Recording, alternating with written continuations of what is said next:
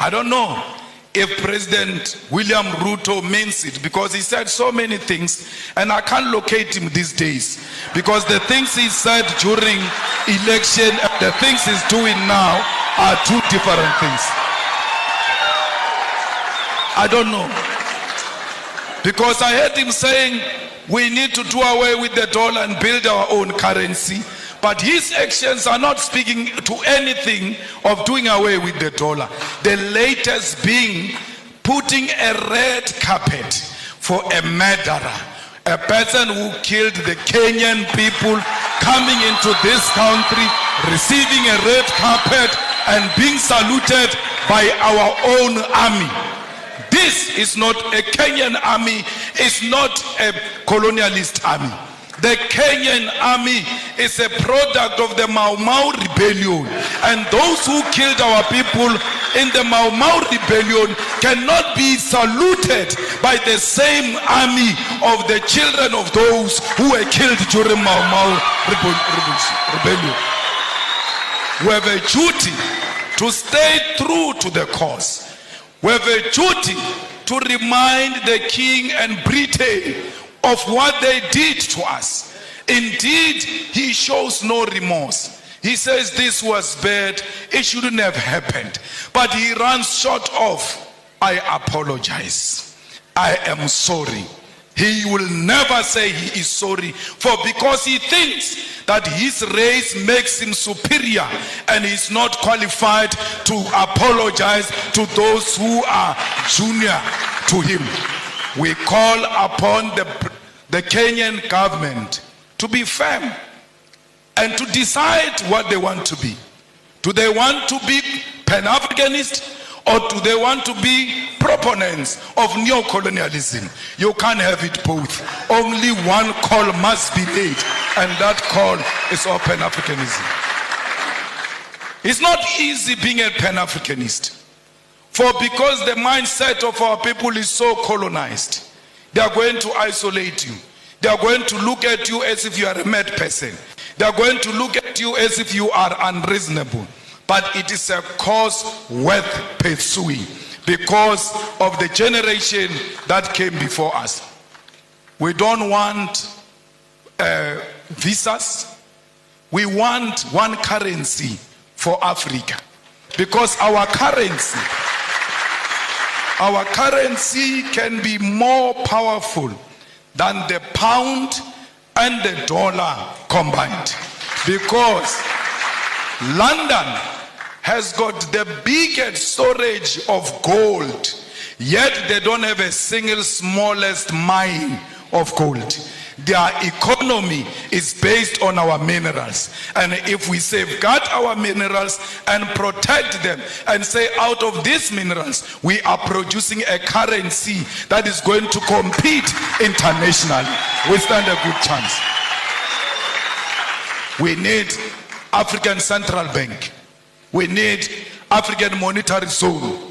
We need African military combat, because these pockets of wars that are happening in Africa are not of our own making.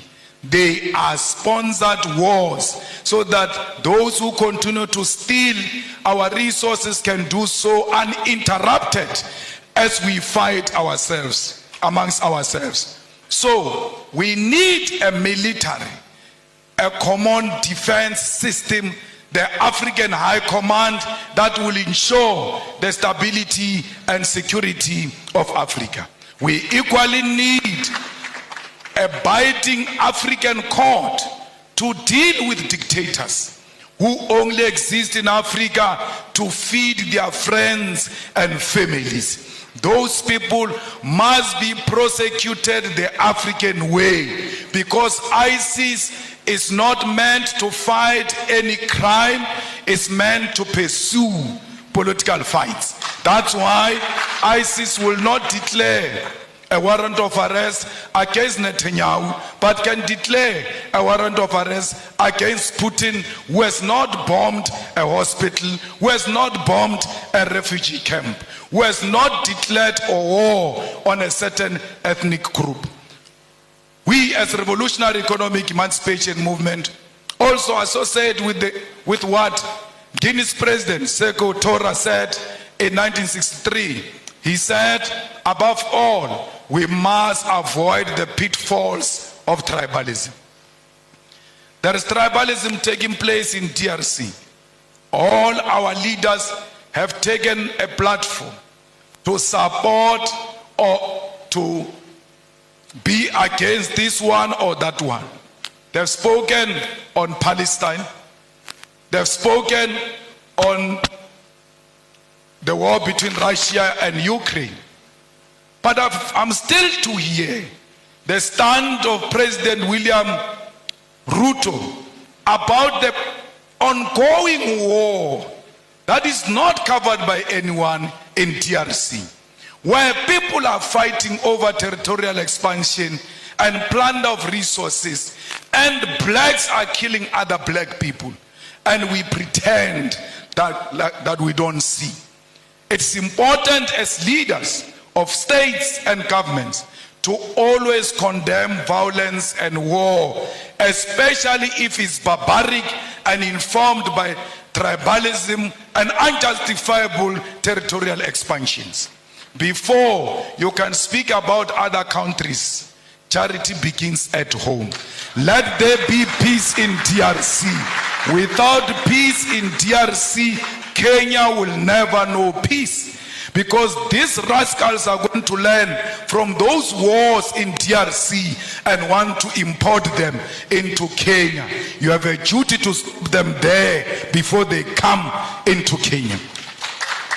Comrades, we will make sure the struggle of all immigrants, most of whom are economic migrants and asylum seekers in South Africa.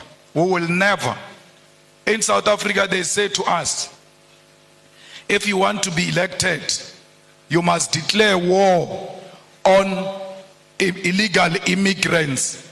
And illegal immigrants, they mean Africans. We have refused as the EFF that we will never declare war on any immigrant, illegal or legal. Illegal according to whose law? Because if you are illegal, you should have violated a certain law.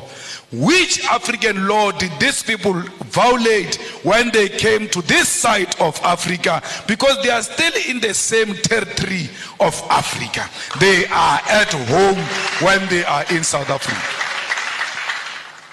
We wish to tell them we're going to elections next year in South Africa. We wish to reiterate that. And we tell them all the time, if they want to elect us on the basis of xenophobia, they can keep their votes. We are not disparate for votes. We are disparate for the unity of Africa. And that's what we want to achieve in our lifetime. Remove the visas as an immediate step. And I heard Kenya is going to do that by December.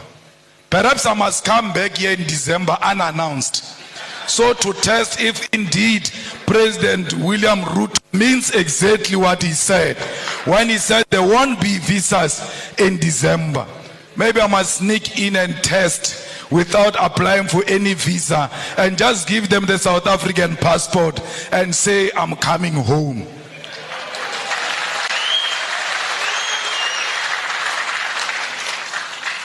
Mama, we want to commit in front of you and all the dignitaries who are here and the students